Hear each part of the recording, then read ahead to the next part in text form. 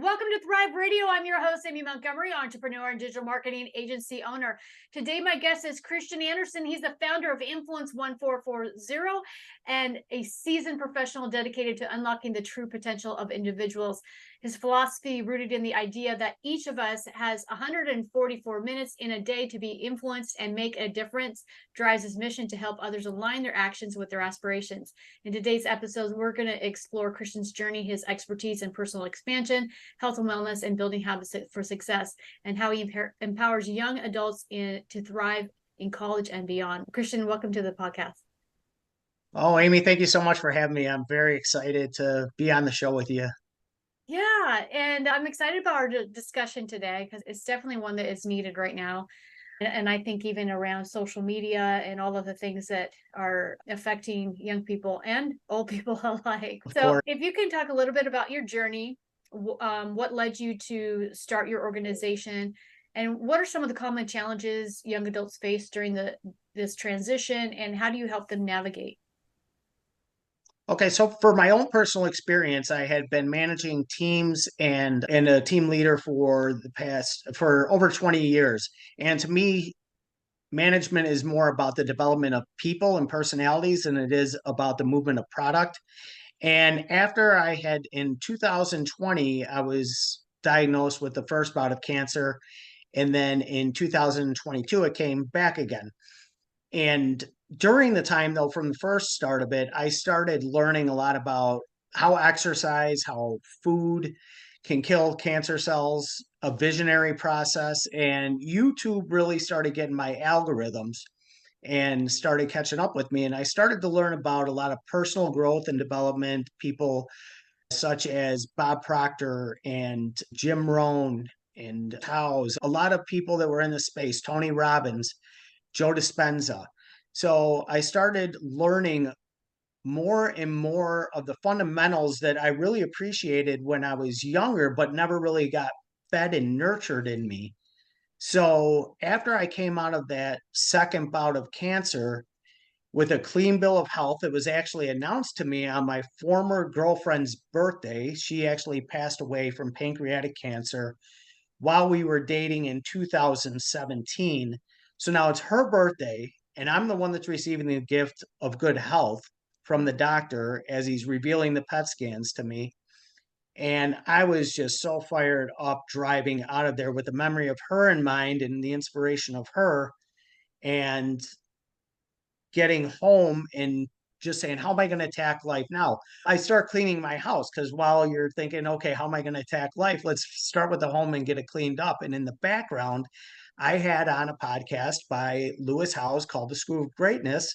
And Bob Proctor was in the background in my ear saying, doubt is the opposite of understanding. And once you understand something, you can remove all doubt. Next thing he said blew my mind. He said that he was on his 45th day of writing with his left hand only because he wanted to be as proficient with his left hand as he was with his right hand. And when you keep your mind in charge of your body and continue changing the paradigm, your potential is limitless. 30 years prior, I dislocated my right arm senior year of football right before the season started. And I taught myself how to change the way that the body mechanics move on my right side over to the left side, and was able to throw the ball almost as proficiently with my left hand as I was with my right hand after just 2 weeks.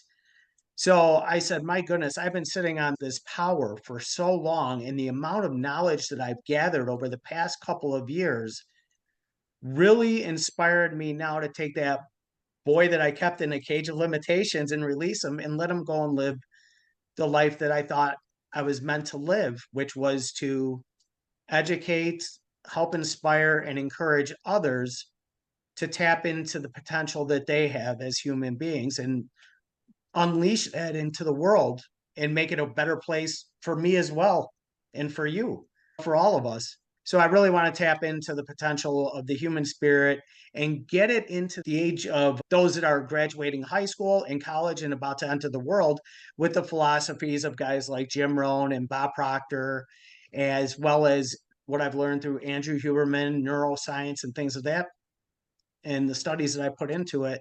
and wanted to teach them those fundamentals. And now, if you want to talk about some of the hiccups that they have coming out of the college arena and into the work world, one of the things is they like to move fast and they want to get promoted fast. They want to get out there and sell fast. And I think that's probably the biggest challenge that young kids face in coming out of college is they want to prove themselves right away and don't realize that there's some own personal growth that they need to go through during a period of time, but they want to put themselves out there and become an expert in a field before they have any experience in it. So, one of the first things that I teach them is that building your reputation when you're going into the work world is one of the most important things you can do, which is it's about the kind of person you are first and foremost, and then the accomplishments start coming after that. So be kind to people. If you want to be successful, help others succeed, and your turn will come. So I think that's one of the biggest challenges is they just want to get out and they think they know more than they do at first, and they're eager to prove themselves. And they're all good kids, but they're very eager to prove themselves. Yeah, definitely. Right now, I'm actually working a little bit more with student athletes and guiding them down this path. And the good thing about working with student athletes is that you can explain it to them in a way that relates to the sport that they're playing, because there always needs to be a foundation of the basics in sports before you can really start excelling on your skill level.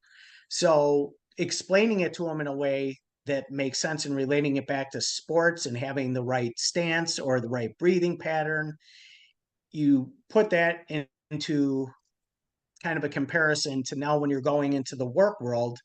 Remember that it took you some time before you got to be this great athlete that you were. The same holds true. You're going to need some coaching along the way. You're going to need to ask questions along the way, and then you'll go ahead from there and be able to excel. So that's one of the benefits of working with student athletes these days, is being able to draw that comparison. Yeah, and the ones that go off to really succeed are the ones that really understand the mindset as well. So, yeah, absolutely. So, personal growth and development are central for your coaching philosophy. What are some of the key strategies you employ to help them to create a vision for their lives and align their actions with their desired lifestyle? That is a great question. And one of my favorite quotes of all time is that or we want to adopt habits that help us translate what we believe into how we behave. So we go from the core first. What kind of person do you want to be? And what kind of life do you want to live? And let's start from there. Let's start with the end in mind. And let's think about the kind of person you want to be. Let's think about the life you want to live. And then what we do is we start talking about some habits that they can create, the actions that will lead to that success. So, one of the things that I'm big on is journaling, coaching, and therapy. And the reasoning for that is because it's a great way to cognitively and emotionally unload so that your brain can run optimally and you're creating space in your heart to love more and have more compassion for others. So that is one of the top things that I talk to people about. And I know that it sounds way too cliche because a lot of coaches are recommending that, and that is a lot of the talk, but it works. And that's the reason why it works, is because it's just unloading cognitively and emotionally so you can create space to run more optimally. Yeah, no, I 100% support it. But another thing that I recommend also to help alleviate some of the anxiety that people go through is consistently getting a workout program. And one of the great things about that is when you're working out, first of all, when you have anxiety, your blood pressure is raised. But then when you work out and you get your heart rate elevated with high intensity workout, now it's going up. Now, on the way down, when the heart rate starts declining, it actually brings the blood pressure with it. So now that the anxiety becomes alleviated for the time being, which I think is a great tool. So there's some other tools that I have regarding dealing with anxiety as well, but nothing quite beats exercise other than rewiring your brain for a different thought pattern at times. Yeah, So yeah, taking action at the core. Let's talk a little bit about stress and time management because I think that's something that is a lot of individuals deal with or that going to college. I think back to that, and especially if you're having to work and go to college, even which is in some cases, some people do that, or if they're going after sports and they're having to do the school and then on top of that, do all the sports. How do you address sort of that stress management and what are the practical tips you offer to maximize the productivity? first one, no doubt, is elimination. And I learned this myself. So it's a tool that I teach, and I'm not the only one that's come up with this or the first one, I'm sure. But when I was going through my own situation regarding going through cancer, I had to stay off of social media. I had to stay away from the news. And what I did was I had to apply that time and that focus towards learning more and more about how to defeat cancer through, like I said, diet and exercise and other things of that sort. So I know that once you start eliminating things, it becomes a lot easier to deal with the stuff that's in front of you. So the people that are struggling with the time management, it's because they're used to how they use their time and they don't want to replace it. They don't feel comfortable replacing it with something else. So, say for example, you come home and you're getting ready to do your homework, but you have a little vegging time and you spend 2 hours scrolling on your phone and watching Netflix before you start doing your homework. Well, to you, that's how you're used to spending that time. And you say, I don't have time to go to the gym because I got school, I got work, and I got homework. But you don't account for that downtime necessarily of that 2 hours that you're spending on Netflix and on the phone. So I would say it's getting people used to allocating their time differently. It's not often that we don't have enough time. It's just how do we allocate it? So elimination though is a big one. How we spend our time is how we're going to live our lives. And I believe that what we let influence our thoughts is a big contributor to how we're going to live our lives as well. So if you're watching certain things and spending your time for 2 hours or 3 hours scrolling on dating apps and on TikTok, chances are that it's not doing much for your brain. You're not making the best use of your time where you could be outside taking a walk because taking a walk is more than just a walk. It's a great way to get fresh air. It enhances your mood. Your eyes are an extension of your brain. So your brain's actually being worked during that time and it's healthy for it. So that's one of the first and foremost things is allocate your time in a way that's productive. Recognize how you're allocating your time now and start eliminating the things out that aren't serving the goals in your life that you're looking to achieve. And one thing that we're all looking to achieve also is happiness and moments of happiness. So I'm not saying go on a strict diet of hardcore work all the time, but schedule time to look at your social media, schedule time to go ahead and watch Netflix, but live it, make it go off of a calendar instead of going with your emotions and running away. And next thing it's 12 midnight and you feel sick to your stomach because you didn't get anything done. So I think that's the biggest thing you can do is start eliminating, recognize how you're paying attention to what you're doing with your time, and then reallocating it towards productivity. I love that. I just deleted my TikTok of 105,000 people that were following me. Oh my goodness. I know. And I've been working on it for 5 years.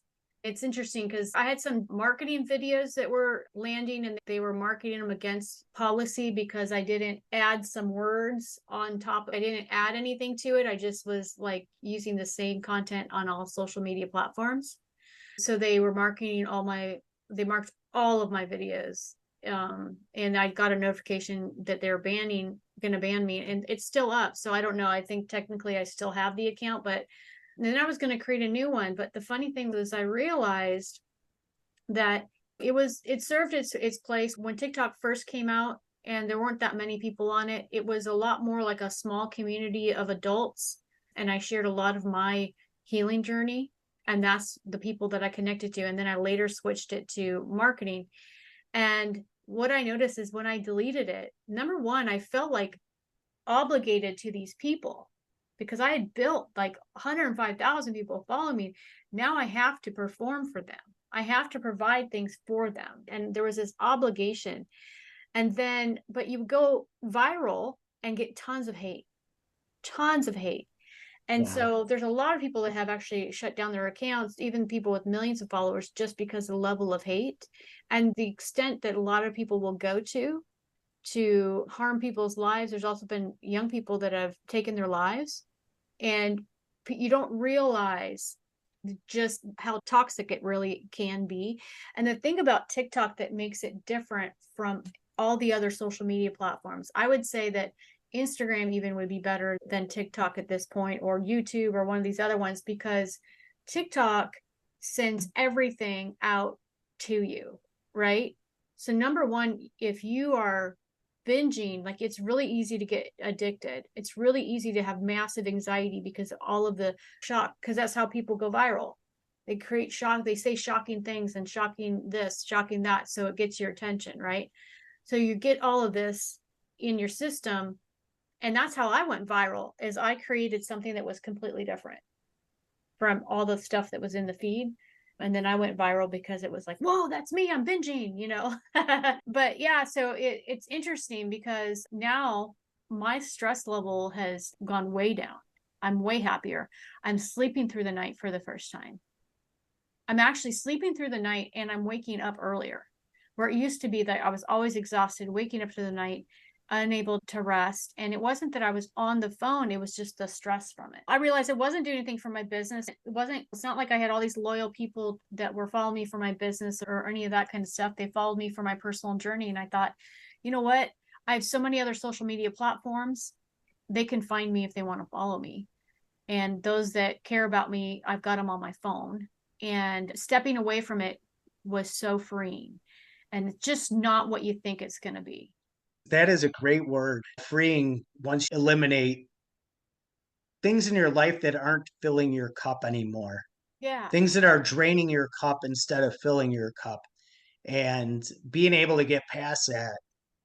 Good for you. And one of the things that I was recently thinking about, and this is just a theory, there's not a ton of science behind it yet, but one of the reasons why I think that kids, people in general, have so much anxiety is because of how many people that they're really exposed to now on a daily basis through social media.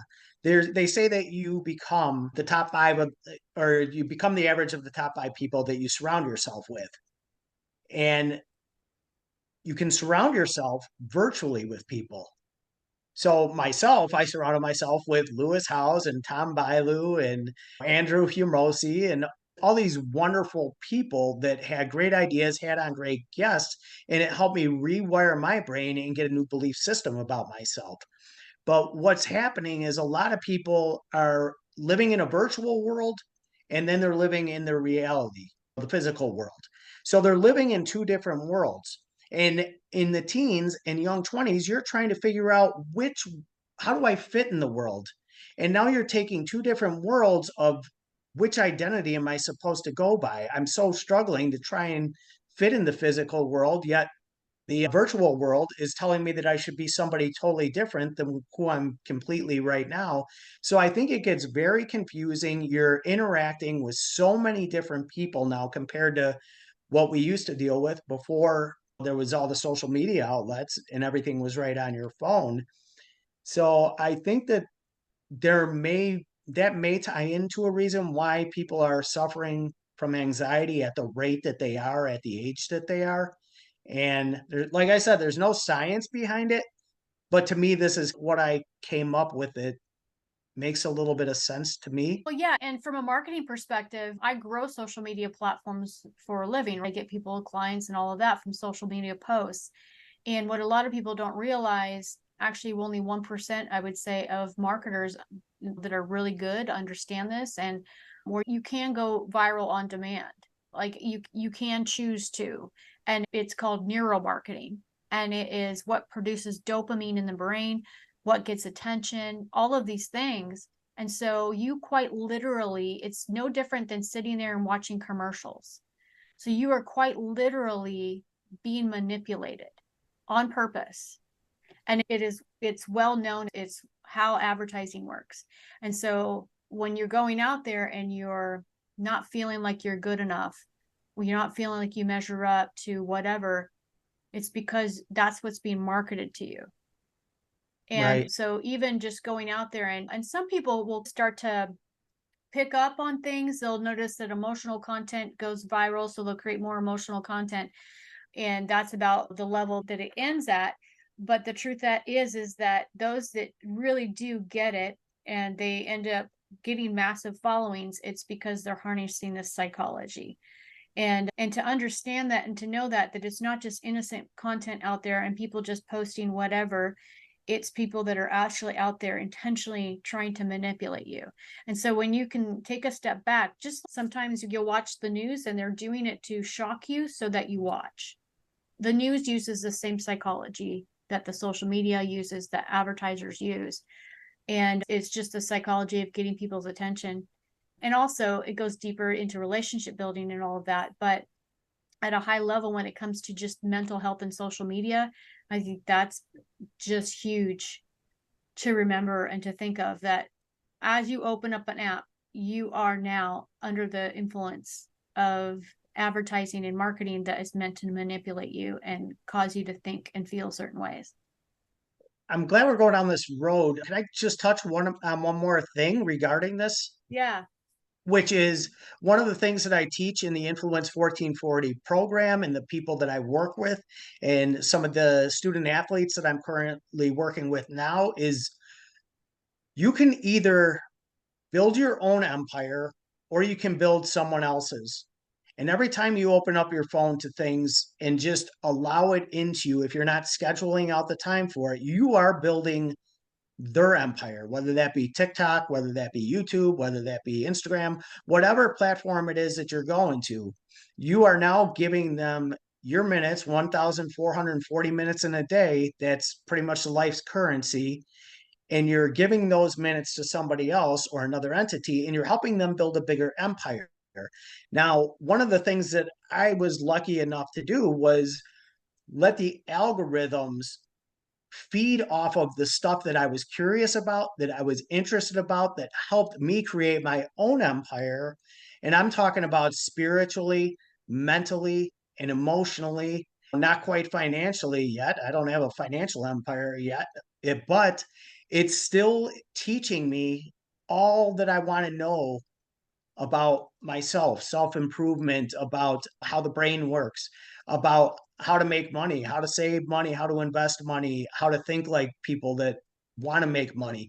It's not all about money, but some of it is, and some of it's about just emotional stability. It's about sports psychology. So, all those kind of things that I want to learn, I got no problem going to YouTube for, because it's already picked up what it is that I want to learn. And to be quite honest, I got a ton of education through some of the best people in the world through YouTube.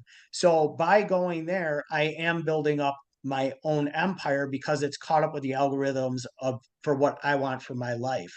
So it can serve you and build an empire for you, or it can deplete you as a person and your time and just build somebody else's empire. So when kids hear the fact that, wait, I can build my own empire if I actually start allocating some of my moments away from mindless stuff to stuff that I want to learn about, yes, you can, and you can get there at an exponential rate. Not that I want them to be on their phone all the time. That's not what it's about. But there are healthy ways to use social media and your phone for exponential growth. Yeah, yeah. And I think that you also hit the nail on the head when you said, even just with YouTube, because It's an algorithm that is built upon, it will send you information that you're searching for. Like you're intentional about it. So you intentionally go out there, just same like Google. You're intentional about something and you go search it out. Where an app like TikTok sends you everything. And then And therefore you're allowing your brain to get programmed by something you didn't intentionally let it get yeah, programmed by. yeah. And it's great to search to try and find answers to things. I've definitely done that because the videos are short and usually I get some good answers. But at the end of the day, going on there and creating a massive following that makes you feel like somehow you've got a post and somehow your value is connected to how many followers you have, when in reality it has nothing to do with that. There's just a danger there too. And I'll say this is every single person that has ever grown a large YouTube channel that I know, and we're talking millions of people, they all say the same thing is once you build something, it becomes a thing. And now everybody wants you for that one thing. You stop posting about that one thing, all the loyalty leaves. And so you have to understand that your mental health and your choices, like you said, being intentional, being in control of it, taking control, and realizing that you're in control of your own destiny versus social media trying to control you. That's right. That's Yeah. right. It's very important that people realize at a young age that you have the opportunity to choose how you want your mind programmed. It's Yeah. about trading time for influence. And if you're not intentional with it, you're going to let the world program it for you. Yeah, definitely. So you do one-on-one coaching, you do group coaching, workshops, retreats, focus on professional growth and development. Could you walk us through a little bit the process of you working with your clients and to build mindset and that helps them to prosper? Yeah, one of the things is first and foremost, this does go back to what I was talking about earlier as far as what kind of person would you like to become? What kind of person do you see yourself as? And what kind of dreams in your heart did you have when you were younger? What kind of life do you want to live? But it's also about what do you believe to be true about yourself? And what do you believe to be true about the world? Because if you're somebody that lives in victimhood, and has the victim mentality and think that the world is out to get me, then it's going to be hard for you to open up your mind to opportunity and to look for opportunity and understand the fact that you do have a say in your life and what's going to happen next. Getting people to develop a new belief system about who they are and what they're capable of when they have a stack of proof behind them that says that I am the person that comes home and actually eats junk food and watches Netflix all the time. That's what I'm told by my subconscious, and that's what I end up doing. So, getting somebody to actually start telling themselves a new story about their future and now start developing the habits to get you to work towards that future is going to, every time you create a new behavior that is going towards it, is another little bit of stack of proof that you are now becoming that kind of person. So I know that nobody's going to stop completely all their bad habits and turn on only good habits. I don't. I'll admit I still have some bad habits that I engage in at times. I still have temptations that I cave to, but I definitely don't do it as much as I used to because of the fact that I teach people what I've learned is to start watching your thoughts, start watching your self talk. And that's one of the biggest keys to transformation is really understanding yourself and then paying attention to your own thoughts and saying, nope, I'm not going to do this anymore because who I want to become doesn't align with that. So I start helping them define who it is they want to become, the habits that they need to develop to get there, and the accountability to stay on that track. But first and foremost, like I said, it's about a belief system about who you feel like you are and what you're capable of and what you feel to be true about the world. I love that. So you also approach teaching effective communication skills. Why do you believe it's essential for personal and professional success? It's everything for professional success. I don't want to say everything because there are, I'm sure there's worlds in technology where it's not necessarily, but I was just talking to somebody recently actually that had a marketing company or worked for a marketing company. And one of the big issues of younger people that were working in the company is that they didn't know when to be quiet and when to listen. And they wanted to give them their own accounts, but they said we can't put them in front of some of our customers because our customers would tell them to shut the hell up. And we don't know if they're emotionally prepared yet to handle that kind of feedback.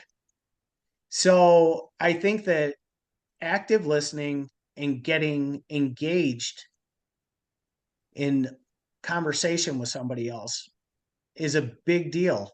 Showing somebody that you care first is the gateway to be able to build that relationship. So the way that you communicate your message and the way that you're able to receive somebody else's message, to me, is a big deal, because that's the human connection right there. And you can get promotions, you can get new clients, you can get sales, all based off of what they consider to be soft skills, which is how you treat people, how you talk to people, and once again, going back to helping other people succeed. So having those foundational skills of helping others succeed, now you know that listening is a big part of it, and how you communicate your message. So I think communication is everything in the professional world, especially if you're going into sales and marketing. Oh, yeah, definitely. We've talked a lot about self-awareness. How do you help individuals cultivate that and figure out and actually become more self-aware? And I obviously understand why it's important for fulfillment and for success. On a personal note, I would say, most of my life completely unaware and had no self-awareness. And I had my own journey of figuring out becoming self-aware. How do you lead people into that so that they start to get some of the skills and understanding that they need? That's a great question. And just like you, I lived in arrogance and ignorance for a lot of years regarding my own self awareness. And I don't deem them to be bad words. It's just they're layers that we need to remove in an effort to get to the best version of ourselves. And that's how I approach it when I talk to clients and people that I'm working with. Is it's we want to peel back some layers so that we can find the best version of you. And in order to do that, I want you to go ahead and write down, first and foremost, some of the things that you think you're really good at. And then on the other side of the paper, write some of the stuff that you would like to improve on. And not only do this about yourself, but now I want you to do about somebody that you really enjoy a lot. And then I want you to do it about somebody that you don't particularly enjoy a lot. And when you do that, because now you're going third person, it doesn't feel as close to you anymore. So when you can start identifying traits from somebody that you respect and admire, let's take that. Is there a possibility actually that lies within you somewhere? Those are seeds that within you that you haven't quite fully developed yet, but you do have that kind of charm, that you do have that kind of glow about you, that you do have those skills. Or let's take a look at the person that you made a list of the things that you don't enjoy about them. Is there any chance at all that if you look at yourself, that maybe you behave in certain ways that align with them? And then some of that self recognition starts to come to the surface. So it's about not just what you feel like you're good at and what you feel like you can improve on, but let's take somebody you admire and somebody that you don't really enjoy that much and write about them as well. And then draw from that a little bit. And I think that's a good way to start becoming a little bit more self aware, is look in third person and start realizing that it's your habitual pattern over years of thought. It's your subconscious, and maybe there's just a glitch in the system, so don't take it personally. Yeah. Yeah. I think that's really good. The third person, because it gives you perspective a little bit. Definitely. Yeah, it's not just about awareness about what you need to improve on, but also awareness. Let's really make what's good about you shine even more. Yeah. So we want to highlight that as well. So, what advice would you give to young adults looking to embark on a journey of self-discovery and personal growth? Stay away from your phone. Stay away from your phone and get outside.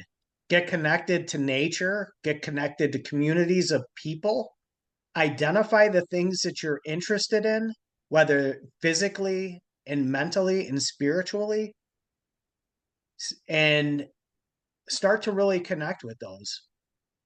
I know that it's difficult for a lot of people, especially high school age, college age, young professionals, possibly not to be hanging out at the bars or doing all the stuff that your friends want to do, and having that fear of breaking away and not spending time with them because you want to have a spiritual experience with another group that maybe that's doing hot yoga and then meditate together. And maybe that's difficult for you to do. So what I would say is stay away from your phone and start to connect with yourself and connect with like-minded people, and don't live so much in the fear of judgment of others because you want to do your own thing and find out more about yourself. Because I can guarantee one of the things that I found out is the more that I would talk about some of my journey, the more that people that I know started revealing and becoming more vulnerable themselves and wanted to go down some of it as well. So maybe you're just going to be the first mover in the one that's going to go to meditate, is going to be the first mover in the one that's going to want to go to a different community or heat yoga, whatever it is. And next thing you know, your friends are like, you know what, that's actually pretty cool. I've been looking to go myself, but I thought that everybody else would think I'm a little bit fool because I want to go and check out a spiritual side of myself. So I'm glad that you're going and you said this. So Yeah, follow your own path. I love that. If you were able to give yourself one piece of advice when you first started out on your journey, what would it be? There's a lot because I made a lot of mistakes in my life. One of the things that I wish I would have known about myself earlier is that I was a slow processor of information and that I should be okay with that. And understand that sometimes it takes me 6 or 7 times to read the same book before I fully can comprehend it and teach it to somebody else. And be secure in the fact that's who I am. And that's part of what makes me a good coach and a good teacher, is because of the fact that I'm trying to teach it to somebody that also may be a slow processor of information. And if you're not, then I'll speed it along for you. But know that what I used to think was a curse can also be a gift. That and the insecurity at times to let people know that I don't know something. Instead, in the past, what I would do when I was younger is fake it like I understood what they were talking about. And they say, "You understand?" And I would just shake my head, yes, because I didn't want to feel stupid. And now I've come to realize that competence isn't necessarily what you know, but oftentimes admitting what you don't know and feeling comfortable saying you don't know. So those are just a couple of things that I wish I would have gotten that advice about. Is it's okay to learn at your own pace, and it's okay to say you don't know when you don't know. And a couple of creative ways of saying that, by the way, if anybody does want to know, is say, ask somebody, can you explain that in different terminology? Or can you give me that one more time, except using different wording? Ask them in a creative way so that you can get it one more time. Even if you weren't quite focusing because your mind was drifting, if you go back to it and ask them, can you give me that one more time in different terminology? Or can you use another example of this? They'll gladly do it because they like talking and they like teaching. Mm-hmm. So don't take it as you're stupid. Take it as in they're willing to learn, and maybe your learning rate just isn't as quickly as you would like it, just as quick as you would like it to be. Easy for me to say. I love that. So, I love that, especially because I've been a slow processor. I was born dyslexic and it affected my communication, my reading, my writing, which I'm all genius in now. But for many years, even in the corporate world, I could not process information quickly, like questions that I wasn't prepared for, things that I was prepared for that I had a lot of thought invested in. Sure, I could reply, I could talk about, but if you asked me for something that I didn't know the answer to, wasn't prepared, you would get a long, awkward pause. Yeah, I And know. and it's very typical for people that have dyslexia to deal with this. Richard Branson is a perfect example of it. If you've ever listened to an interview that he's done, now he's a genius because he's dyslexic, and a lot of his success as an entrepreneur is because he's dyslexic, because he can see things that other people can't. He sees connections that other people can't. But it also causes him not to be able to respond really quickly. So he would always say the phrase, "That's a really good question and takes a lot of thought. Let me get back to you on that." And I started to try and memorize that phrase and use it anytime I would get a question from somebody that I wasn't prepared, because otherwise it would be like this blank look. And they'd be like, "Hello, is anyone in there?" Yeah, Didn't understand what was going on. both So of those are both of those are great. The tool is great, and what you did previously was better than what I would do, which is I would lie and say, "Yeah, I got it," or I would say, "Oh yeah, I follow you," and then I'd walk away saying, "What did I just miss out on?" And yeah, that could right. be, but over time, that costs you money, possibly. That costs you possibly relationships because you're not getting what it is that they're saying, and there's that you got to build that trust and be honest about what you have capabilities of and to build those connections, I think. But I would lie about it at times and I'm embarrassed to say it, but that's what I would do back in those days. But I'm comfortable saying it now because I don't want other people to have to feel like they have to lie if they don't understand something. But I like Yeah. your tool. I like your tool. Yeah. So, Christian, if there's someone that's listening, they would love to work with you, what's the best way to contacting you? I'm on Instagram quite a bit, doing some videos there, maybe once or twice a week. You can DM me there at Christian_influence1440. You can go to my website, which is influence1440.com. I'm also on Facebook under Christian Andersen, and I'm also on LinkedIn under Christian parentheses Chris Andersen. So you can find me at any of those places. Perfect. I'll put all those links down below. Thank you so much for coming on today and sharing your expertise. Oh, I really enjoyed it, Amy. Thanks so much for having me. Yeah, definitely. If you're listening, you want more information about this podcast and upcoming shows, you can visit acalltothrive.com. Thank you, everyone, and have a wonderful week.